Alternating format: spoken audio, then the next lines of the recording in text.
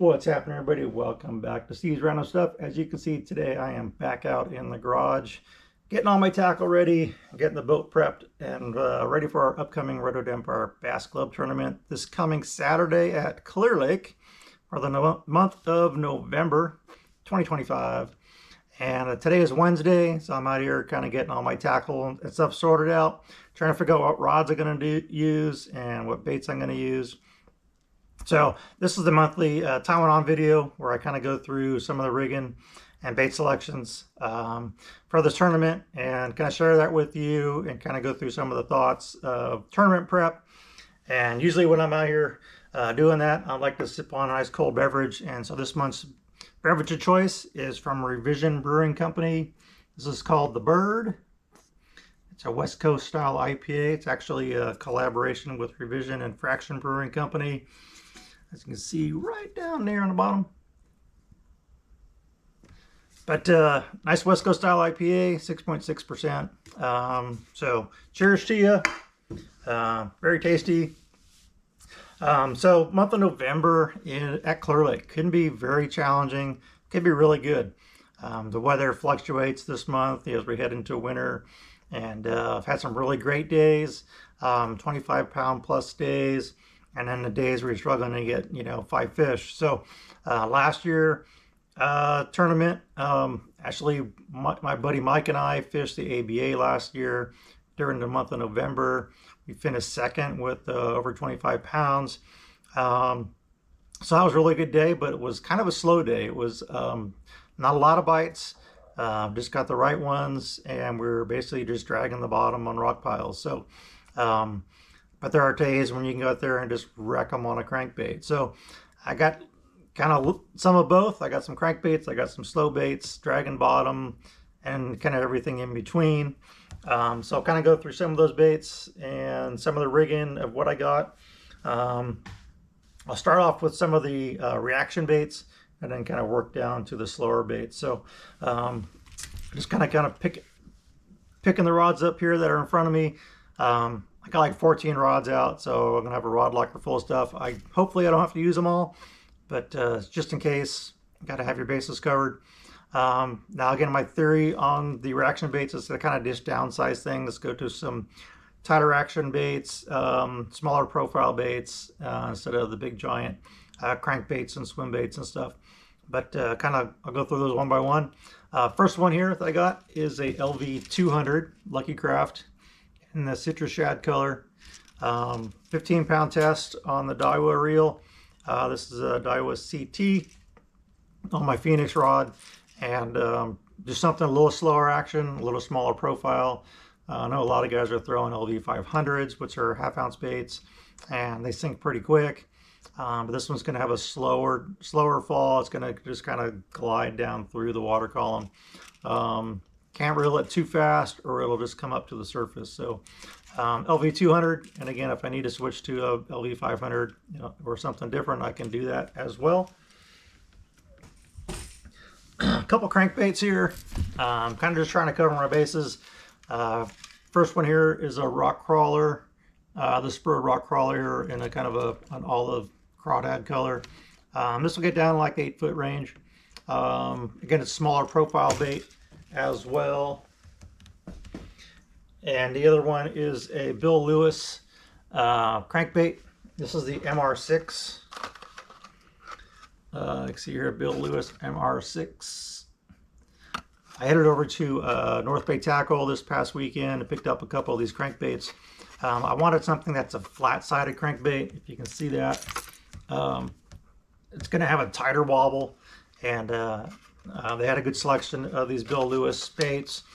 They also have a larger size as well. I'm not sure what the number is, but they're with the MR6s. If you head into North Bay Tackle, talk to Mike and check these out. Really nice looking crankbaits. And again, kind of a smaller profile with those flat sides, which are really good in those cold water situations. I throw all my crankbaits on 12-pound line. And this is a Dobbins Champion 764 CVRM with the Shimano Chronarch reel. And this is actually like a 5-3 reel. It's pretty slow, or 5 to 5. But again, this bait will get down to about 6 feet. Alrighty, right up. Next one is, let's go here. A jerk bait. Going in the winter, this fish are still chasing, and so I went with the Megabass Vision 110 Junior. This is a 110 plus 1, I believe. But a little smaller bait, a little smaller profile. The Megabass Junior plus 1, and got this on my Dobbins. This is a crankbait rod. It's a 685 CB. It's actually, you know, I really like this rod for jerk baits. I can jerk it down towards the water, and it doesn't hit the water. It's 6'8" with a 5 power. You got a lot of backbone, but it just works the jerk bait really well. So that's jerk bait rod. All right, kind of moving on here. Going to a chatterbait. I'm kind of debated about the chatterbait, about which one to throw. I did pick up a Mr. B underswim, which is a swim jig with a blade underneath it. But I decided to just downsize and go with this smaller chatterbait.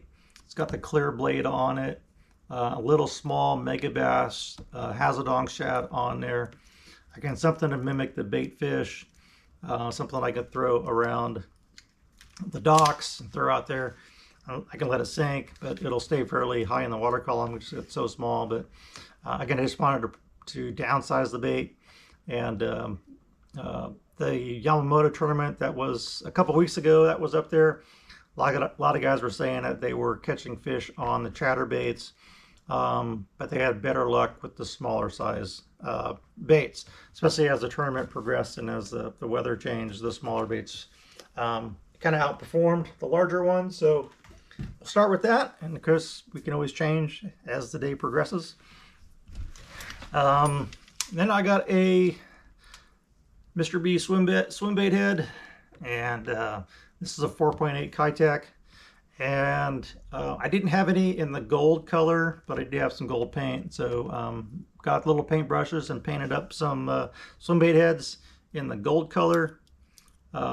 Just another, you know, from past experience. For some reason at Clearlake this time of year, they seem to like those gold heads. I tried fishing with the white heads and silver heads, but it just didn't get very many bites. And once I switched to the gold, you know, I started getting more bites and caught more fish. And for some reason, these greenback, this is like a smallmouth magic color, seems to do really well this time of year. So not sure why they're chasing that color, but it's a good combination, just a kind of a green and gold. And then of course I got the Mr. B spinnerbait. This kind of a blue ghost color with chartreuse on there, 1/2 ounce. It's got a black nickel blade on top, which I really like, and then it's got the silver nickel on the bottom blade. If you do get a little wind, I can throw these around the docks. I've caught, you know, 5-pounders up there a couple years ago when I did win the tournament. I caught my kicker fish at the end of the day, which was like 5+, maybe 6, on the Mr. B spinnerbait, and that same color, it's one of my favorite colors. So can't leave without that one. And then last of the reaction baits, and I'll probably have this on the deck most of the day, is the Bass Slayer Baits Sleigh Rig. 5-wire, got gold blades on there, and this is the 3.8 Kitech in the silver flash minnow. At least that's what the package came out of. But again, it's got kind of that green back on it with some gold, and match the gold blades. And got that on my Shimano Corrado rod, and Daiwa Tatula. This is like a 200 series little wide body reel on there, in a 6:3 ratio, really good for the throw on these sleigh rigs. So I'll probably be throwing that quite a bit, especially in the morning. And as day progresses, every time you come to a new area, I'll throw that sleigh rig around, trying to catch some of those schooling fish. And then we kind of switched from the reaction baits down to some of the slower moving baits, flip-in baits and such. First one here is the good old Tokyo rig. This is only 3/8 ounce weight on that, with the Yamamoto Mermaid. And this is my Dobbins Champion 764 with a Daiwa 8.1 Daiwa CT Tatula. Really great for flipping and pitching around the docks.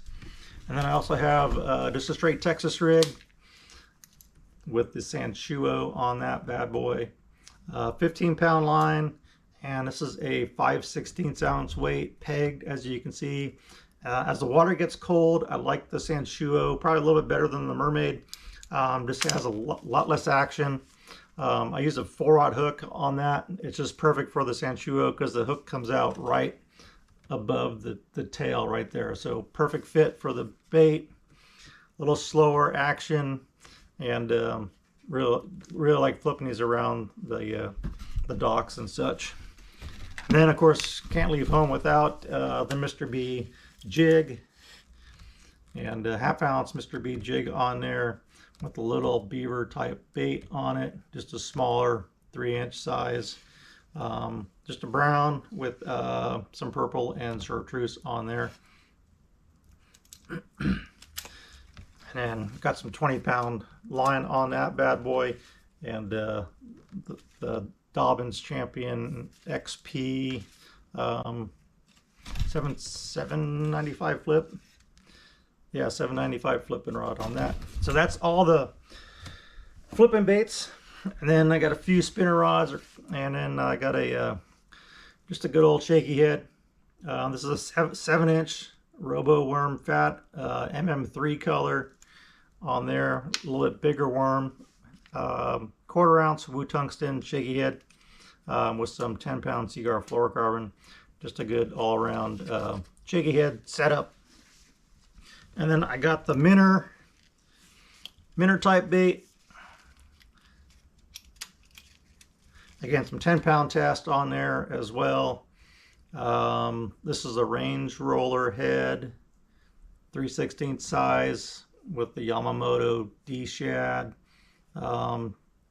minnow, and this is a like a 4-inch or 5-inch bait, so pretty big. But had some good success with that at Lake Sonoma, so I thought since I have a little confidence in it, I would stick with the D-Shad on that. And then last but not least, and this is one in which I hope can stay in the locker all day, is the drop shot. Went with a shad colored bait, kind of a sexy shad color, sort of fat robo worm on there with a 2/0 offset worm hook, 1/4 ounce weight, again 10-pound test on that as well. And this is a Dobbins Champion 703 with an old Shimano symmetry reel. These reels have been held up really well over the years, and I can't complain too much. It is kind of starting to wear out, but I've had it for probably 20 years, so sometime I'll probably replace that. But anyways, that is the setup. Again, hopefully this can stay in the rod locker. I really don't want a drop shot.